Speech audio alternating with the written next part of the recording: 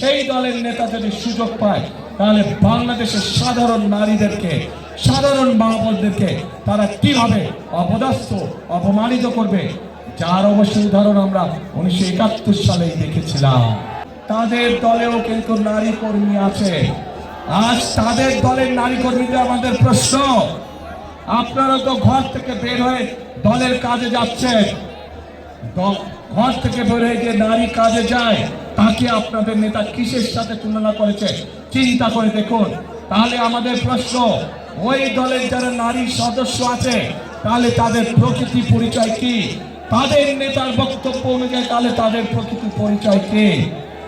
যেই দলের নেতা নিজের দলের নারী কর্মীদেরকে এইভাবে অপদস্থ, অপমানিত করতে পারে, সেই দলের নেতা যদি সুযোগ পায় তাহলে বাংলাদেশের সাধারণ নারীদেরকে, সাধারণ মা বোনদেরকে তারা কিভাবে অপদস্থ, অপমানিত করবে, যার অবশ্য উদাহরণ আমরা 1971 সালেই দেখেছিলাম। এই দেশের লক্ষ লক্ষ মা বোনদেরকে অসম্মানিত করেছিল এই দলটির পূর্বসূরি নেতৃবৃন্দ। কাজেই যাদের কাছে মানুষের কোনো মূল্যায়ন নেই, যাদের কাছে মানুষের কোনো আত্মসম্মান বোধ নেই, তাদের কাছে কখনো দেশ নিরাপদ হতে পারে না, তাদের কাছে কখনো দেশের মানুষ নিরাপদ হতে পারে না।